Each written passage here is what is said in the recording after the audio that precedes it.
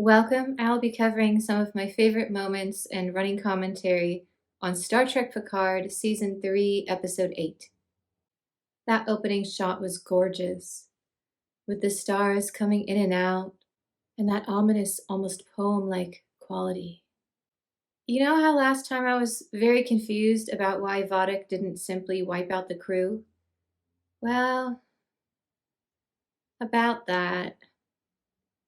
This seemed much more in character for her, as traumatizing as those brief scenes were. Interesting new power for Jack. It reminds me of what Bran could do in Game of Thrones, jumping into other people's point of view temporarily to see what they see and kind of control them. Is Jack the three-eyed raven? I wonder if he could do it with a changeling. So far it's only been friendlies, as it were. Couldn't he have just taken over Captain Vadic's mind and controlled her? Just a thought.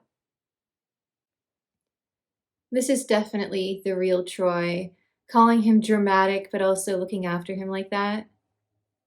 Also, empaths being able to sense changelings is going to be really helpful later on, I think. When they finally get to Frontier Day, Troy will be able to be like, changeling. Changeling. And this also explained why these two were having issues. I was really wondering, because they seem like such an epic love story. And this made complete sense. I mean, imagine being an empath and feeling not only your own grief at losing a child, but your husband's. I think it was a combination of her genuinely wanting to take the pain away from Will and also not wanting to deal with it separately of just all the time. And I don't think she knew the side effect would be him just going numb and not feeling anything. This not only explained Will's breakdown earlier this season, but also what happened between these two. And I'm glad they took the time to give us this scene. My name is 7 of 9. Ooh, you tell him. Shaw had some good points as always. And I'm also glad she was calling him out for not using her name. Of course, he then immediately proceeded to ignore her. Also, since I've kind of decided that this season of Picard should be a musical, I think we need to add in a little number here for 7 of 9, pulling from Disney's Descendants. What's my name? What's my name? 7, say it louder. What's my name? What's my name? Feel the power. Right? Come on, we gotta get this happening. Or Discovery. Can you imagine a season of Discovery that's a musical? They have so many good, talented singers in that cast. I'm telling you, please, Paramount, make this happen. His parents both truly listening to Jack and just saying, we're here, we're supporting you, and we trust you is so beautiful. Parents around the world, this is what it should look like. This is the benchmark right here. Jack has the family we all want. And I think he's starting to appreciate that. It looks like the ship is sailing again because Sydney stood up for him here. I think she's gotten over how odd it felt and now is concentrating on, wow, he saved my life, basically. And Jack himself is impressing me again with the lengths that he's willing to go to save others. His reaction to what Captain Vadic was doing was just, I need to go up there right now and save these people. Yikes. The way Vadic singled several people out and then just shot someone random was absolutely terrifying. Oh, what a villain. She's gotta be in like the top 3 Star Trek villains of all time. I also loved the moment when Picard and Geordi were trying to figure out if the other one was a changeling. And the way they figured it out was Picard insulting his wine preferences and calling them pedestrian.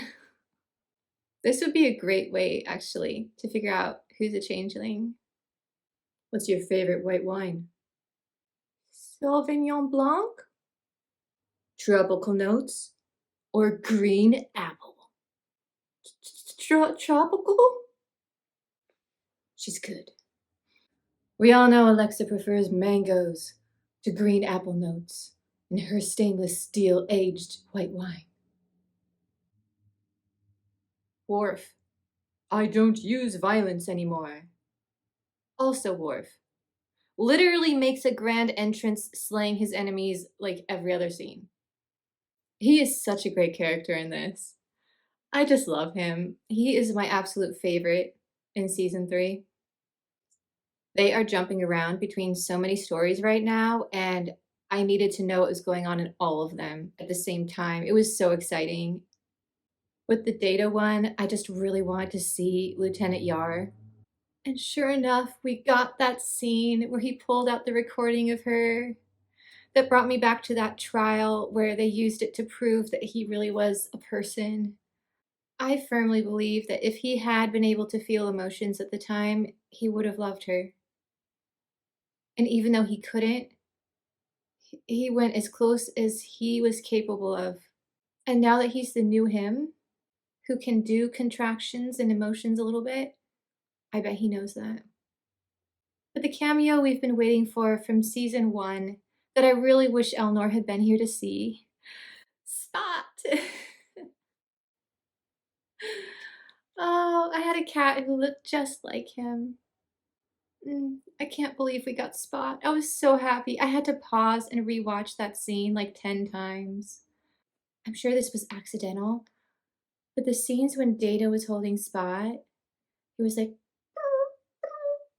and the scenes when Lore was holding Spot, you will put me down now or I'm leaving.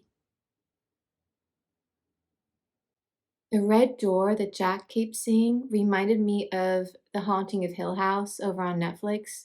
That is such an underrated series. I think I've rewatched it at least once a year since it came out. Everyone is always like, what's your favorite horror movie? And well, yeah, it's Cabin in the Woods. I would argue, although this is not a horror movie, I'd want to put this as my number 1 for just the horror genre. The reason I'm bringing it up is not just because of the red door. It has a similar feel to this season of Picard, in that there's a big emphasis on broken families healing, or not, depending, but definitely coming back together and discussing what's going on, why it's broken.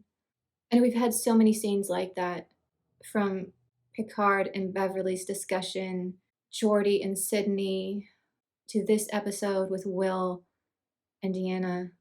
So I kind of see the shows as parallel a little bit, even though there's no ghosts in this yet. But it has a similar feel of family mixed with the supernatural. Spot? Yes, Queen. That's how Data was saved. I am so here for this. Go Spot. You are the real MVP. And the brothers finally did integrate, as I was hoping. I feel like they were always meant to, and this is really the culmination of Data's storyline. What a moment. And then when he came back and immediately started saving the ship by going, unwanted guests and monologuing protoplasms. Oh, he's not wrong. Go Rafi! The team is coming together just in time, and Data is coordinating. This is Star Trek at its best. The semi-scattered feel we started with in this episode is gone. All the stories have come together as an amazing unit. And what a death for Vadic. This was an outstanding performance by Amanda Plummer.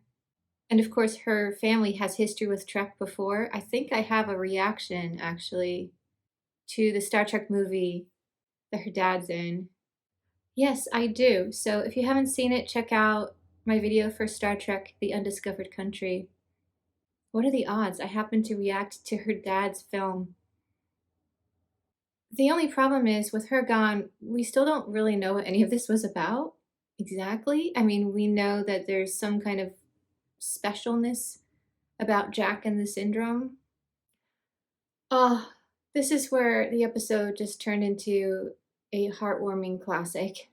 The TNG song started going. Dun dun dun dun dun dun dun dun dun dun dun dun dun dun dun dun. Data and Geordi were rekindling their friendship and just walking around the ship. This feels like Next Generation. In fact, it feels like we never left. I'm getting goosebumps just thinking about it. It's like the show has never ended and it just kept going all these years, and here we are. It really, really felt that way. Oh my goodness. I'm grateful that they brought up the other Data asking not to be brought back, and that this is a totally different version with different desires and dreams. And then having everyone back around the table when they all sat down right there, it made me so happy. And then each of them just talking to each other and realizing they're finally back together. It was just so heartwarming. I really needed this, actually, after Bad Batch, because I was so traumatized by the last couple of episodes. I don't know, it's like my heart actually hurt. If anyone else out there is a fan of the person that I'm talking about, you know exactly what we feel. The finale of Bad Batch, I was watching The Mandalorian afterward, and I was just sitting there, like, sobbing. Like, literally going through Kleenex, sobbing. I barely know what happened in the episode. Anyway, getting to have such a gift with this episode in Star Trek really helped me feel better and get over that. uh, Fellow Bad Batchers, you know what I mean. So thank you to Star Trek for having my back. The Star Wars fans, thank you. And we got Troy with her counseling sessions. Ah, so nostalgic. Although, why would she have him open the door? I mean, I get it, they need answers, but come on. Horror movie 101. Don't open the creepy door. And Jack kept going, I don't think we should open that. I don't think we should. And I was sitting there like, yeah, please listen to Jack. We should not open that door. Troy, no. And of course, they ended the episode there. Because why not? This was a lot of fun, though. I mostly enjoyed all the parts where the characters really came together towards the end as a team. Finally, the crew that we knew them to be.